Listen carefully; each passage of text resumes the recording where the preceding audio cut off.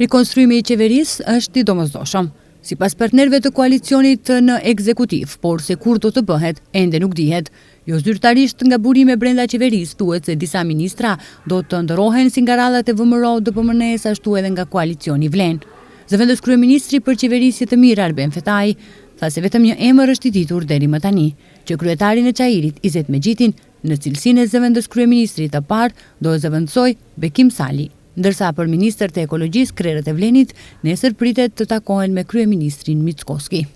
Në këtë drejtim kemi një dakordim në kuadër të koalicionit Vlen që pas largimit të Izet Megjitit, i cili tashmë është kryetari i Çajirit, duhet të vijë zëvendësues për pozitën e zëvendës kryeministrit parë dhe propozimi i koalicionit Vlen është ky zotëri të jetë Bekim Sali.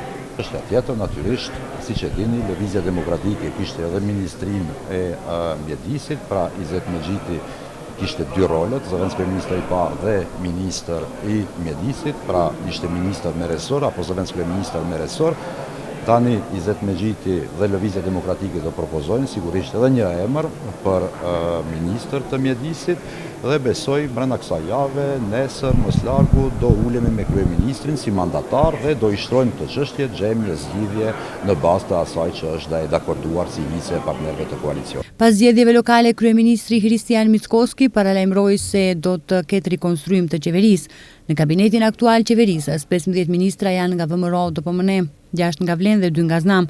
Akoma nuk dihet kush nga zëvendës ministrat do të ndrohet, por nga të gjitha palët kanë bërë të ditur se do të mbeten brenda kornizave të koalicioneve, sipas marrëveshjes fillestare të formimit të qeverisë.